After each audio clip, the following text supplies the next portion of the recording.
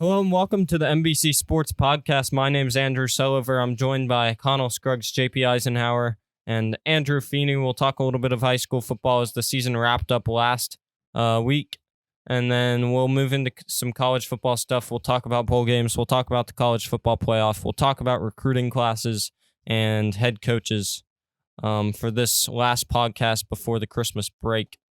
So first off, last week, Oconee County falls to Blessed Trinity, and Blessed Trinity makes it a three-peat in the state championship in 4A, beating the Warriors 17-14. Connell, what did you see out of BT in that game? I mean, they looked like BT pretty much the whole season. They were just grinding the ball down. Elijah Green looked great. Justice Haynes looked great. It was pretty much classic BT. They know what they do.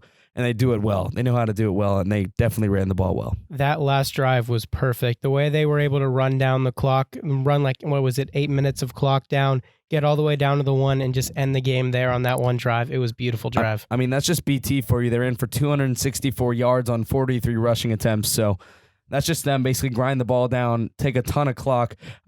They had about 7 more minutes with the ball than Oconee County did, and whenever you can control time of possession, that's definitely going to be your advantage. That was just Elijah Green's game. And BT was only up 3. Their offense was struggling, and then with 9 minutes left in the fourth quarter, they get the ball back and go on a 9-minute run, a 9-minute drive to close the game. They didn't let Oconee have the ball inside 9 minutes in the fourth quarter. That's unbelievable. Right. Yeah, Max Johnson didn't look great in that game he either. didn't. That cost them. Max Johnson was...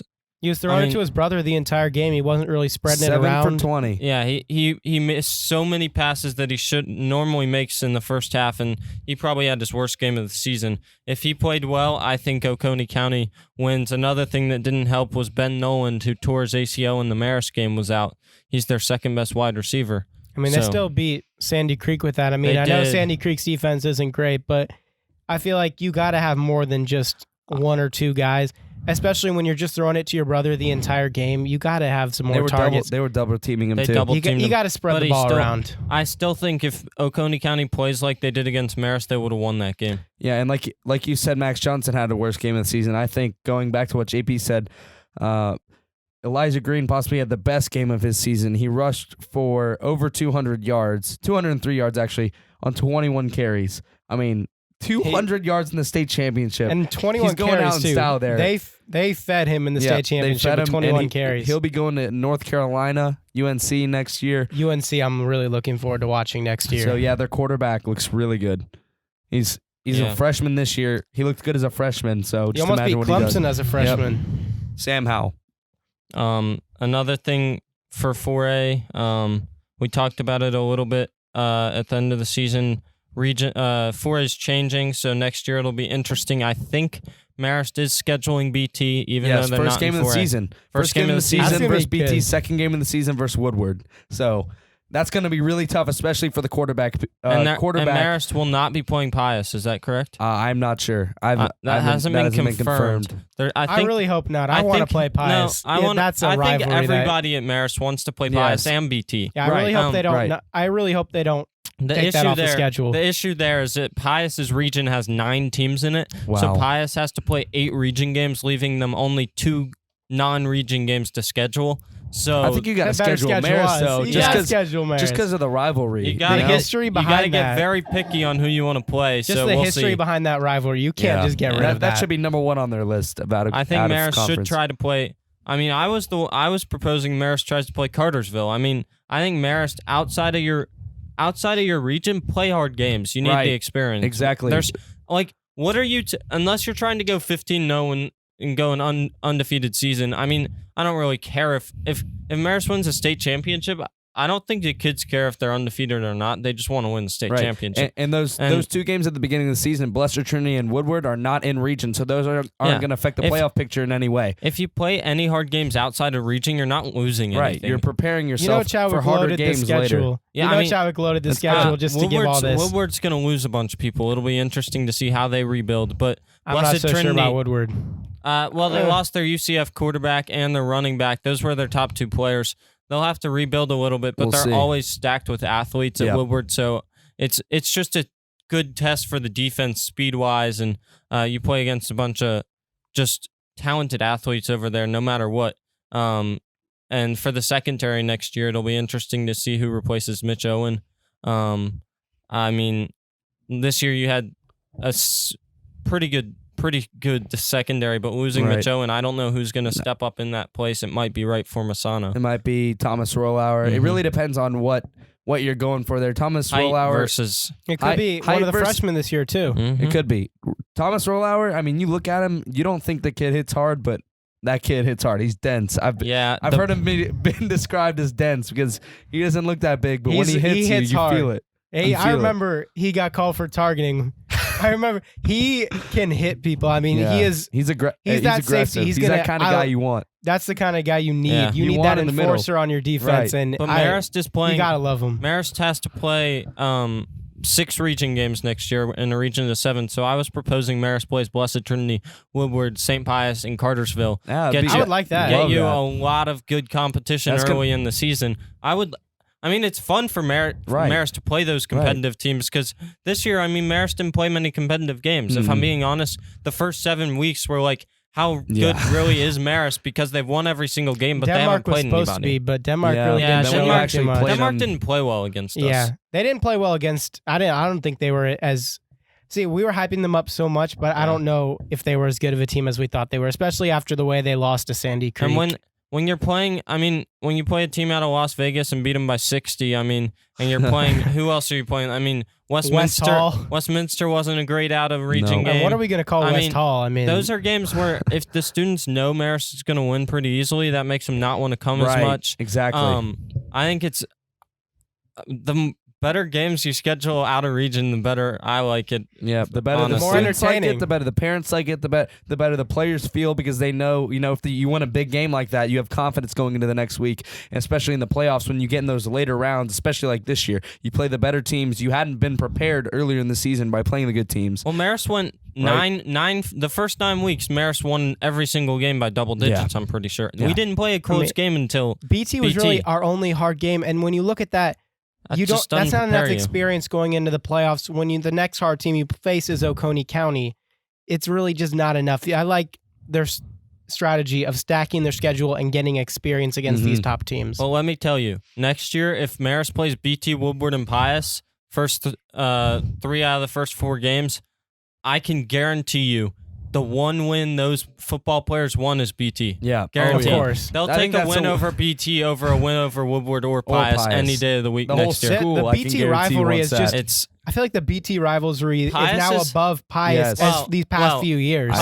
Pius is just a long-term rivalry. You're told it's a rivalry. It's just a known thing that we show up to this game. It's a big game. We want to win. We want to beat them. But I mean, it's not like hate-filled as much as I would say. If you want to talk about hate-filled rivalries, being in that locker room, Blessed Trinity rivalry, I mean, there's a certain level of distaste between the two schools. That locker room, before the BT game, everyone's getting into it. Everyone wants to beat down on BT. Marist lost to BT this year in triple overtime. They lost to BT last year 10-7. They beat BT the year before in the regular season, but lose to them in the state championship. These seniors next year will not have had their wins against BT, and they're going to be really wanting to go out on a high note against Blessed Trinity. Every game has been decided by single digits that Marist has played Blessed Trinity. And it's not even just football, it's all sports. And baseball has been competitive versus Blessed Trinity in the last few years. Basketball is now becoming competitive with Blessed Trinity this year. So it's really all sports. Blessed Trinity and that rivalry is really starting to amp up. And let me tell you, that Marist Blessed Trinity basketball game a week ago did not help. No, it did not. Just ramped up the distaste for Blessed Trinity. I can guarantee that.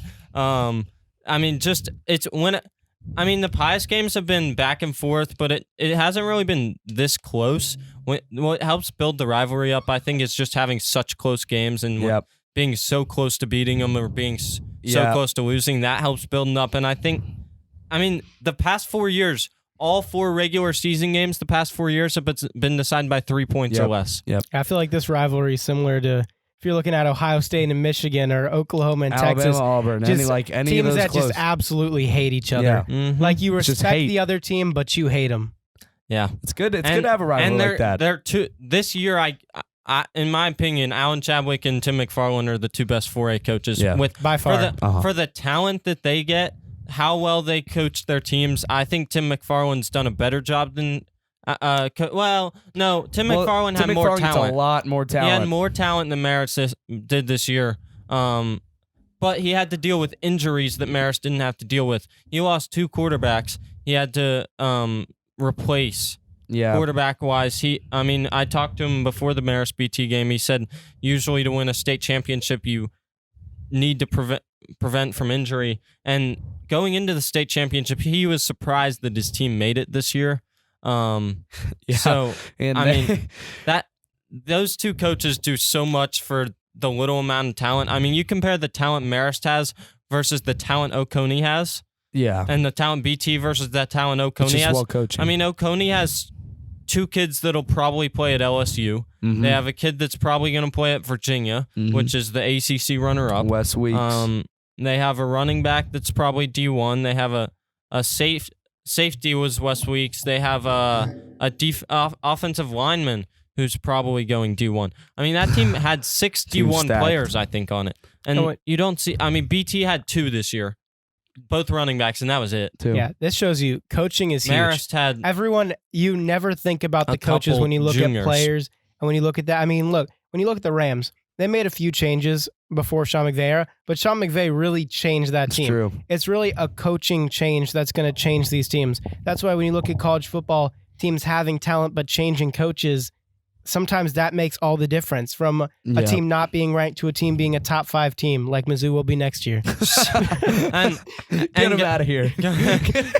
And going back to throw that in there. Going back to Blessed Trinity, I mean, before Tim McFarland got there a couple 8-9 years ago, I think he got there in 2010.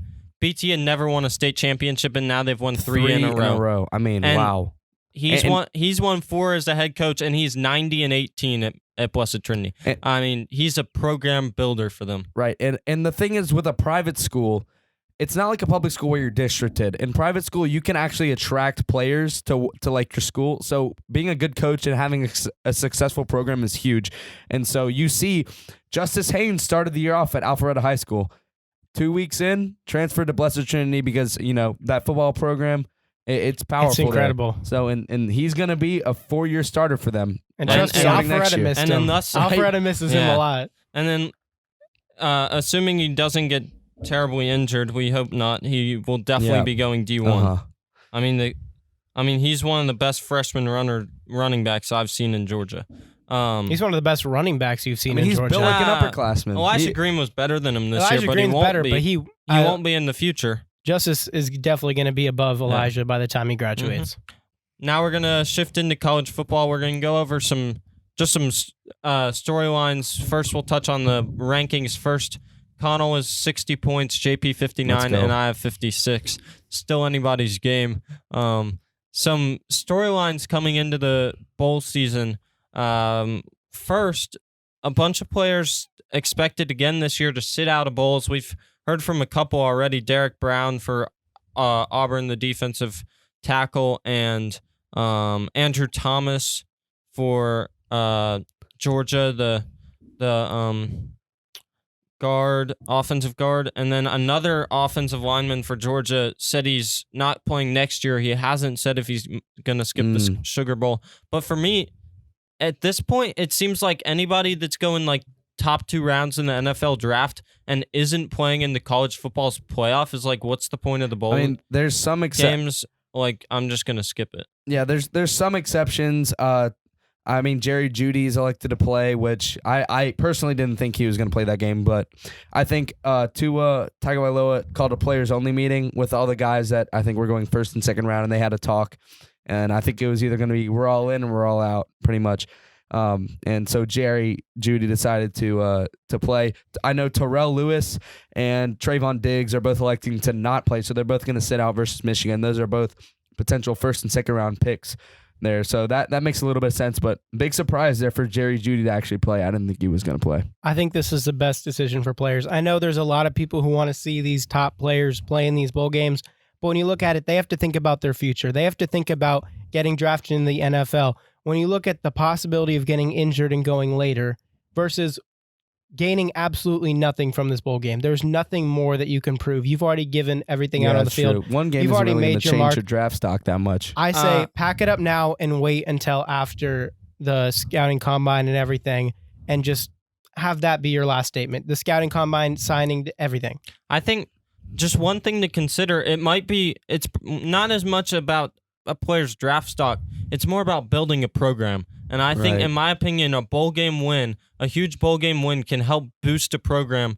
You saw it. I mean, UCF beating Auburn a couple years ago in a bowl game, that really boosted UCF because it legitimized them. It gave them a chance to prove themselves and what they had done over the course of the year. I think from a program stance and a coaching standpoint, I think they should start telling their kids, we're not going to give you scholarships if you're not going to play in the bowl games. Because I think they need to have their players play, because for some programs they need to be winning their bowl games because it's going to help them a lot. I mean, if you take it back 5 years ago when nobody was doing this, bowl games were a huge deal for teams, and everybody wanted to win them because it's a chance. If you're in the top 25, you're likely playing another top 25 team. It can help your program in the future, and it can help you kind of boost your conference over another conference. If SEC is playing the Big 12, say, okay, the SEC schools are better than the Big 12. I think it's a big thing recruiting-wise and boosting a program-wise. These schools need to start caring more about their bowl games. Right. And, I mean, I can see where the players are coming from, right? Because the money talks, and money is huge in the NFL draft. But I think just as a fan and coming from like talking about the college football as a game itself, it kind of hurts the game when players sit out, because it doesn't make the games as interesting. When you have teams like Alabama playing Michigan, I want to see like the entire Alabama team playing the entire Michigan team. And I haven't heard of any Michigan players sitting out, so it looks like it's going to be the entire Michigan team. But I want to see both teams play each other at full force, so we can, like you were saying, programs can legitimize like how good they are versus other programs. Like Alabama, Michigan, two big blue blood programs. How often do we see them get to play each other? Not very often. I think the last time they played was 2010 or like late 2000. So a long time ago, but those programs have since changed, and you want to see them play. So I think it's good for the game when players actually play. It's just unfortunate because in the college, if the team was in the college football playoff, there's no question. Exactly. Which is another reason why the playoff needs to be extended. But anyway, I agree. I think the playoff has actually screwed up the way bowls, how valued they are. Nowadays, when teams don't make the college football playoff and they're making a bowl game, it's not a big deal. They want to sit out the draft. The bowl game's not a big deal anymore, just because they're not in the playoff, and that's awful. And for me, a great example would be Georgia. Yeah, exactly. Georgia, you saw last year versus Texas. Now the past 2 years. They weren't motivated. They should not have lost that game versus Texas, I think. And they got blown out. It wasn't even close. Yeah. And then, I mean, last year, if those teams play regular season as like a conference championship, I think Georgia beats them by 20. Mm-hmm. But they don't care. I mean, that's ridiculous to me. Obviously, I think bowl games being undervalued with the playoffs and everything, it's a big deal. We definitely need to extend the playoffs. But when you look at players sitting out bowl games, it's the right decision. When you look at it, don't look at it from a fan's perspective and what you want to see. Look at it from their perspective and what they need to do. These people... Well, it's just two different perspectives, really. But they're now going into... This is a business for them now. They're going into the draft. They have to make good business decisions. And I feel like a good business decision would not be risking everything to play in a bowl game. Instead, sit out and know that you can't get any more from this bowl game. There's nothing you can gain. You can only lose from this bowl game.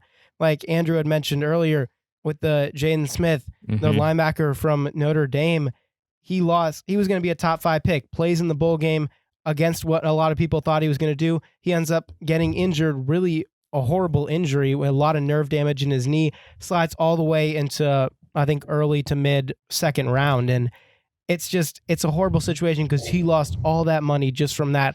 And then also Miles Jack for UCLA in the same draft. It's not a good business decision to play in these games for these players that are going to be top picks. JP, ultimately now, is it really a business, just increased business views on things that has over the past 6 years caused people to decide to do it, or is it the college football playoff? I think it's the college football playoff. It's the college football playoff. I think it's the college football playoff because the way they advertise the playoff is pretty much like the playoff is king. If you're not in the playoff, it's like, with all the selection shows, with the advertising, it's like playoff or bust. And it's awful. And if you're looking at it from a player's perspective, like you were saying, players didn't used to do this. They didn't used to sit out because bowls they saw were actually valuable.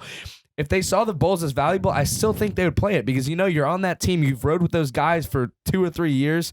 It's not like if you really value that game, you're going to play in it, whether there's money talking or not. And I think because the bowl games are now devalued, that's why the guys are sitting out, because the draft still existed back when players wouldn't sit out. The draft bonuses still existed, right? But now, ever since the playoff has happened, that's when players are starting to sit out. I mean, think about it this way. You could end in this season at the number 5 team in the whole country. Right. Out of like 200 teams. And your bowl game doesn't matter. And your bowl game doesn't matter. I mean, you've seen it from it's awful. Numerous Georgia players, and the fact that I don't know, they've already just come out like it used to be after your bowl game they'd announce, "Oh, we're not coming back." Now 3 weeks before their bowl game, "Oh, we're not coming back to Georgia. We're not playing in the bowl game." Right. The morale is down. The season is over for Georgia at this point. Right. Like who cares about the Sugar Bowl? That's ridiculous. Right. It's like it's not like an all-star. It's kind of like an all-star game in the fact that no one really cares about it. It's just like a game, right? People just don't care about how who wins. It's really just like an extra game added. It's just and now sad. it's pretty much any program that's made it to the college football playoff. Once you made it once, it's either college football playoff or bust. It's just disappointing. It's sad that you could finish at a number 5 team and it's a disappointing season. And I go back to the Baylor example.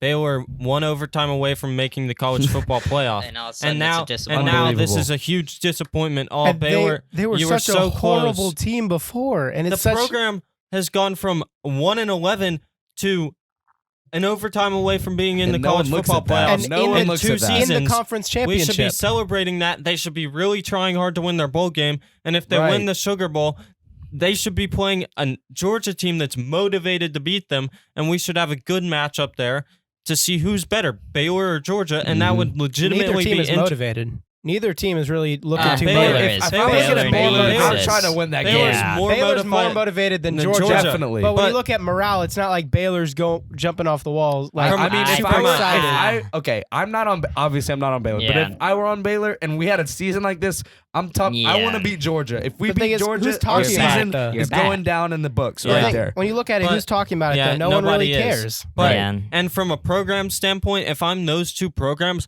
I'm wanting to beat the other one because it gives us a boost, and probably recruiting wise, it gives us a boost. And for Georgia, they don't care anymore. Like, Which I just don't know. makes I don't know college why. football- It's ruined college football It's to the some college extent. football playoff, really. I think what really does it is the weekly show after, I think it's week It's 6. the selection shows, man. And it's, Every single week it's on just Tuesday night. when you get that, when you're not in the top 25 or when you're not in the top 4, it's just like, dang, this is such a disappointment. And it shouldn't be. It shouldn't That was be one that thing. way. It used to be top 25. If you're in the top 25, You're you're good. excited. Now Yeah. it's top 4 or you Bust. don't care. Yeah. 5 years ago, this Sugar Bowl would be an awesome matchup, and I'd be really excited to watch it and really excited to see how SEC matches up against Big 12. Yep. This year, I'm looking at social media. The Georgia players obviously are showing that they don't care. Mm-hmm.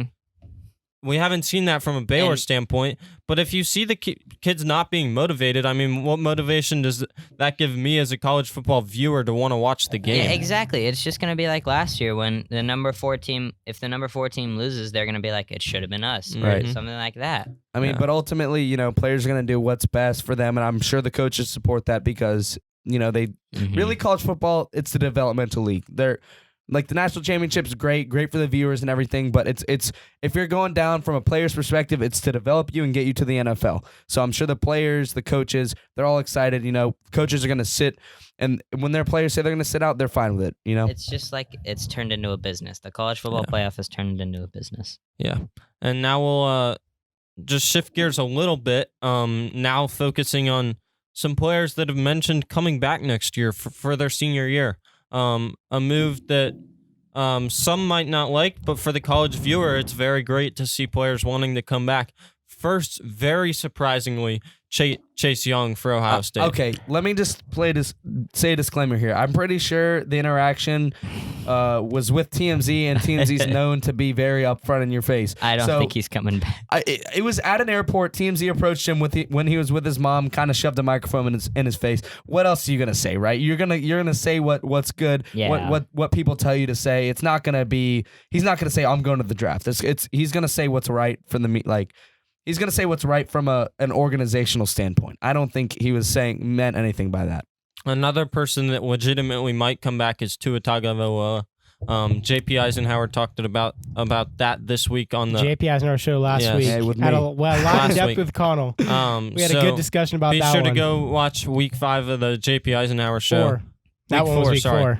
But that's another interesting one. For me, I think it might make sense, actually, from a business standpoint and a program standpoint.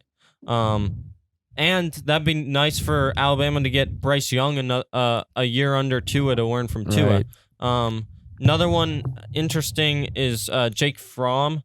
He needs to return. I think he should. There's no question about it. If Justin Fields were still at Georgia, from a Georgia standpoint, they would want Fromm gone probably. Mm-hmm. But now that he's gone, I think they need to recruit a quarterback. If you're if you're a top 20 player, I don't think you should be coming back.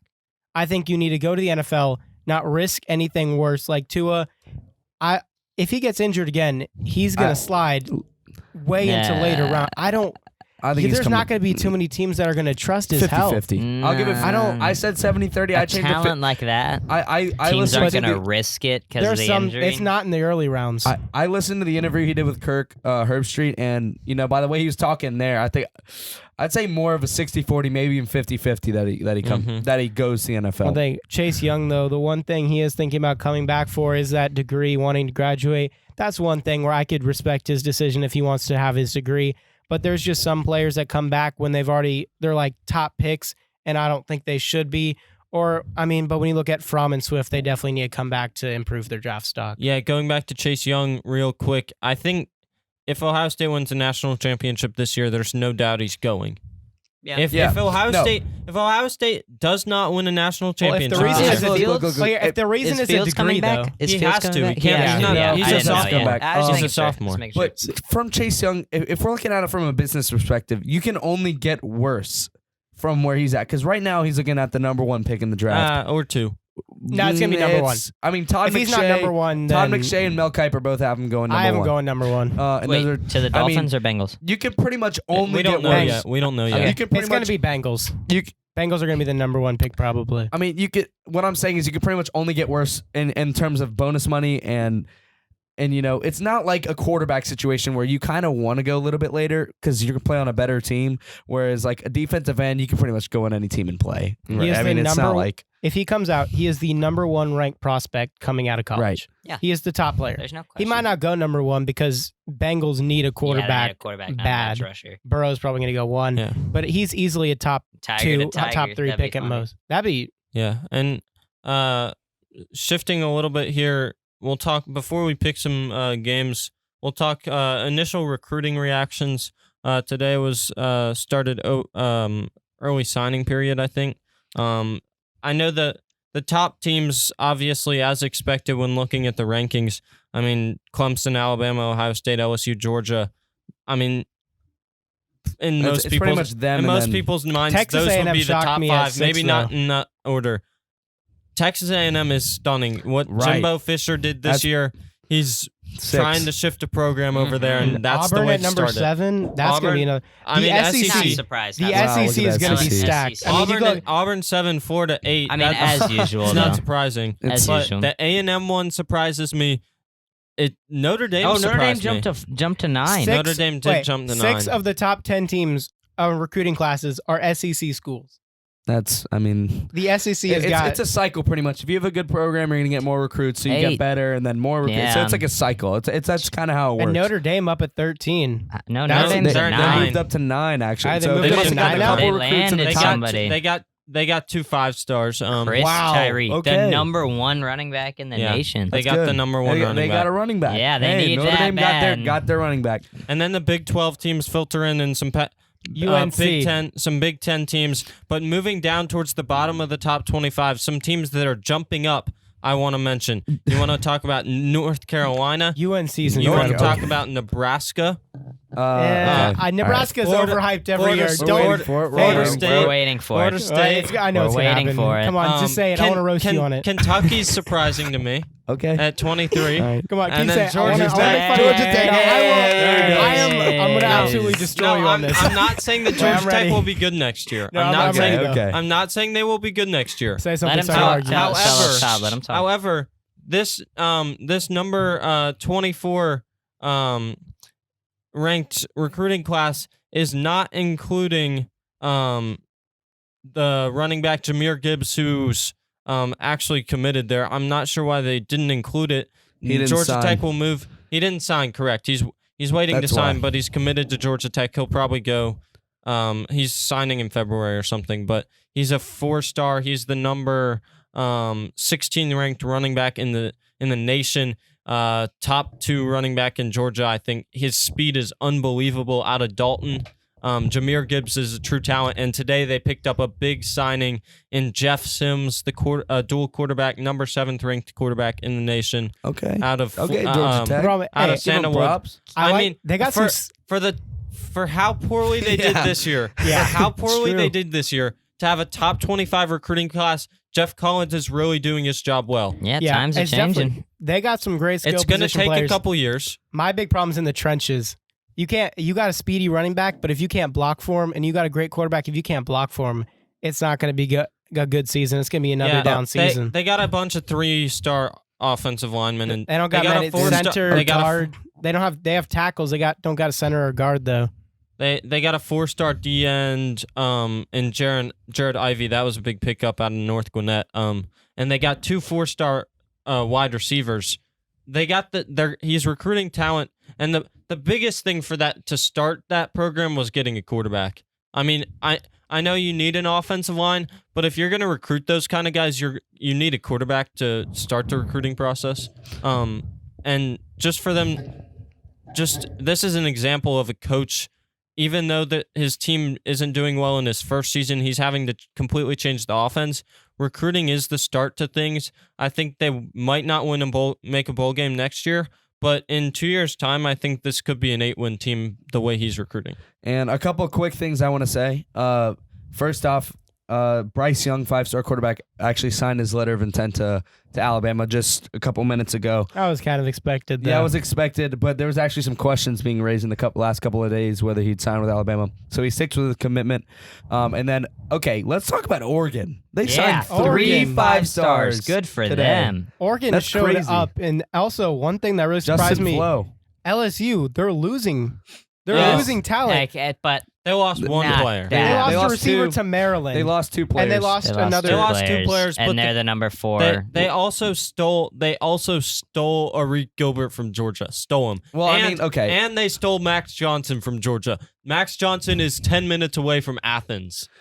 Yeah, But- but I think Eric Gilbert, the way LSU's offense is now, it's the way it's structured. I think it makes sense for him to go to LSU. From a tight end standpoint, look at what Nada did at He's Georgia. gonna be a receiver. No, but He's look gonna at be a the way receiver. he plays. His play style, he's more of a receiver than a blocker. That's So fair. it'd make more sense for him to go to LSU. Also, Georgia flipped another commit, a 4-star Jermaine Burton from LSU. So that's another play they lost. The So huge thing that I saw: Raheem Jarrett flipped from LSU to Maryland.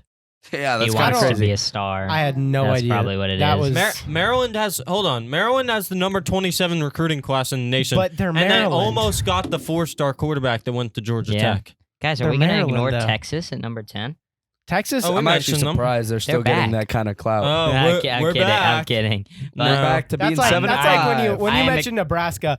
Okay, can we on this podcast let's not hype up Nebraska? Yeah, no. Because every year, Never. I don't every know. station hypes I them think- up, and then they never perform. Yeah. Hey, It's not. Utah had a good year recruiting wise. Yeah. Utah's. What are they, I like don't- 50 something? Yeah, 90. They were pretty low Yeah, as far as 50-something. They Utah were a- is not in the top 50. they were a playoff contender. They're not in the top 50. Yeah, I think Baylor's K-State. just there at K-State has a 50. better recruiting I class think than them. Bowling Green has a better recruiting class than Utah does. I So think I does- saw that so last does night. East Utah's- Carolina. No, Utah jumped up to 56. Okay, never mind. But Vanderbilt has a better recruiting class than Utah. What happened to Wow. USC? Syracuse. Wow. Syracuse has a better USC recruiting lost class. all their USC lost all their recruits, which is sad. Virginia's They're recruiting si- class is down a lot. Virginia is below East Carolina and Tulane. USC has 1 4-star. That's it. Wow. UCF's recruiting class really dropped off from the previous years too. They're all the way down at 63. Georgia jumped LSU at number 4. Yep, they did. That just happened. That just happened. After the switch for the 4-star. And Mhm. after Appalachian State's coach left, we're expecting if he would have stayed, they would have had a great recruiting class. They're down to 73.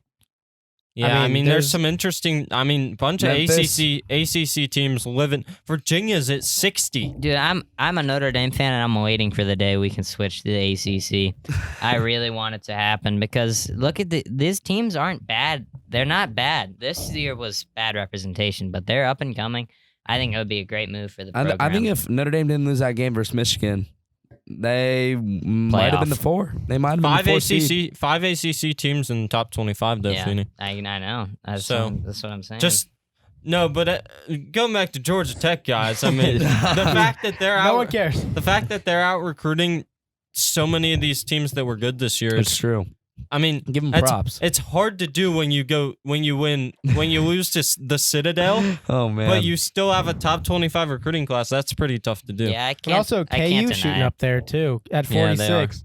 And now Les Miles. I don't know. Might He's be just got to cheating. give his players Might a ton be of cheating. PEDs and maybe they'll be good. Now we'll take a look at some of the games we're going to pick. We'll pick all the top 25 matchups that we haven't picked yet. Oklahoma, LSU, number 4 versus number 1, first game of the playoff. LSU favored by 14 and a 75.5 over under. Connell, who do you like? I like LSU in this one, and I like them covering. I think Oklahoma. Like Andrew's been saying a lot. I think the Big 12 is overrated. The way they played versus Baylor, that was a third-string quarter. I think second or third-string quarterback Baylor had, mind you, and they beat him in overtime. So LSU covers, and it hurts me to say this, but I'm going to take the under. Actually, I usually take the over, but 75.5. I think it'll be a little bit less than Hey, that. did you see the Falcons Barely. game, Connell? Don't take the under. Don't take it. These are two teams, offense, no defense. I mean, Oklahoma's defense is better than last year, but it's still not great. I think it's going to be LSU covers, and I think it's going to be over. Yeah, I agree. LSU will win. They'll cover. It's definitely an over. I just want to say, like, LSU, their strength is their offense, not their defense, and Oklahoma's strength is their offense, not their defense. I think it'll be a shootout. Yeah, I like the over, and LSU will cover in this one. Big 12's overrated, Connell. You got that one right. Eddie O. Eddie O. Joe goes Burrow. all the way back to Baylor beating Rice by 9 points. So LSU wins by at least. Or maybe Rice is just secretly a top 10 team. All right. JP, Get him out of here. JP, Part two. Yeah, come JP, on. get out. They won like 2 games this year. No, they're horrible. LSU by 21 at least for me. All right. Number 3 Clemson, number 2 Ohio State. This one's pretty much a pick'em spread. It's 1.5, I think, for Clemson. So pretty much even. Over What's under the six. over-under? Over under 63. Wow, that's a little bit high. That's really high. All right. This is a game that I think a lot of people.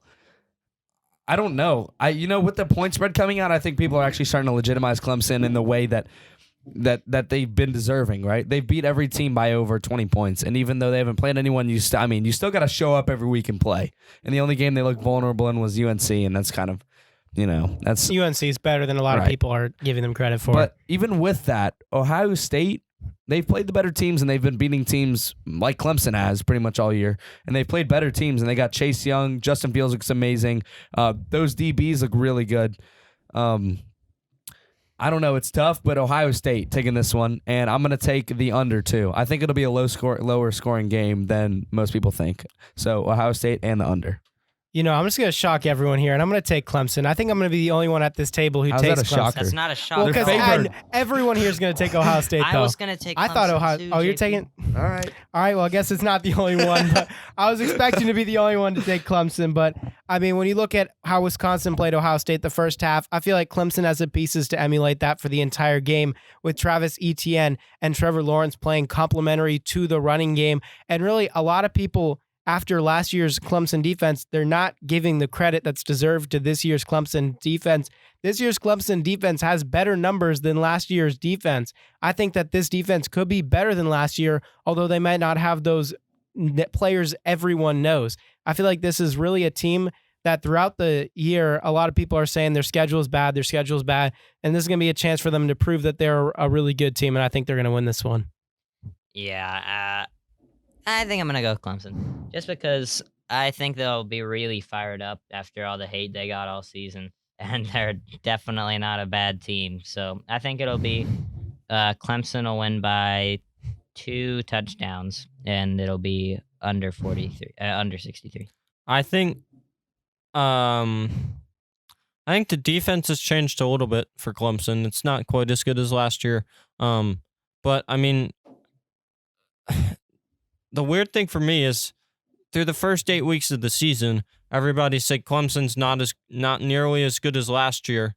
And to me, that was based solely off the fact that Trevor Lawrence threw like 8 interceptions in the first 4 weeks of the season. That was pretty much the only, and the UNC game. Those were the only reasons they said that. So, for me, I don't really think that's legitimate at all.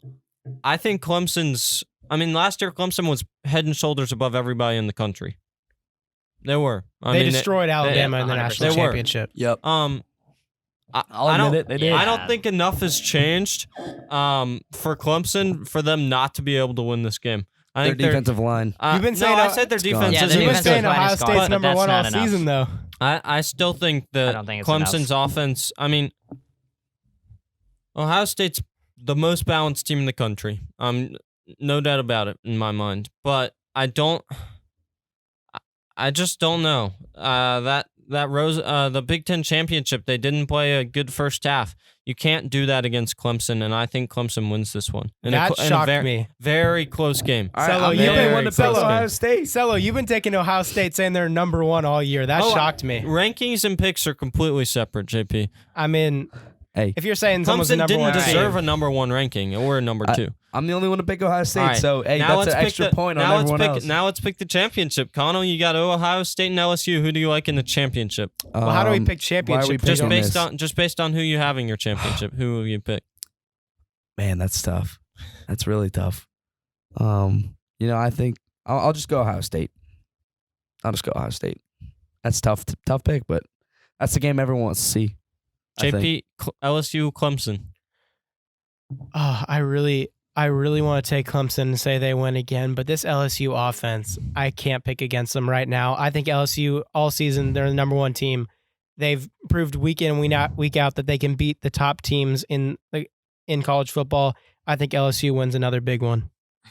Yeah, I think I wish LSU would win, but they're not going to. Clemson's going to win. Dabo Sweeney is mad. The whole Clemson team is mad after they... I mean, okay, everyone says motivation's a huge factor, but what team isn't motivated, yeah, they're all man? motivated. Everyone's going in the college football playoff. LSU's never been in it. Mhm. So, I don't understand the motivation factor. Everyone says, Clemson's so motivated, but, every other team is motivated, Every other too. team is motivated, but, at the same time, they've been hated on all season long, so... Motivation. The level of know. motivation definitely does change games. Yeah, but It's like home field advantage. What I was saying... The level and motivation changes games in the other bowl games, not in the college football playoff. because both of these teams, I mean, they've grinded together. They're all It's not gonna- like I'm I think not the level of saying- motivation's the same. I'm Yeah. gonna just say that for all the teams. Throw Maybe motiv- Clemson's might even be Don't- lower because they've made it so often. Don't use motivation as a reason for them winning the game, Right. in my opinion. I mean, in the Georgia-Baylor game, sure, Georgia might lose because of motivation, but in this game, no. All Doesn't right. matter. All right. I think... Clemson, LSU, Andrew. That's who your final is. Who you got? It's tough, isn't it? We'll take Clemson. All right. Yeah. Clemson. If I'm going to take Clemson to beat Ohio State, Clemson's going to beat LSU. That's what I'm thinking, too. Um, I just think that if Clemson can beat OSU, then they're going to beat Yeah, LSU. they finally gotten the recognition I believe they deserved. I mean, over the past few weeks, I don't care how bad Virginia is for being in the ACC championship. Still to beat them that badly, I mean, that was insane. So I like Clemson to win it all 2 years in a row. That'll do it for this week on the podcast. Thanks for tuning in. Have a great Christmas, everybody. We'll see you in 2020.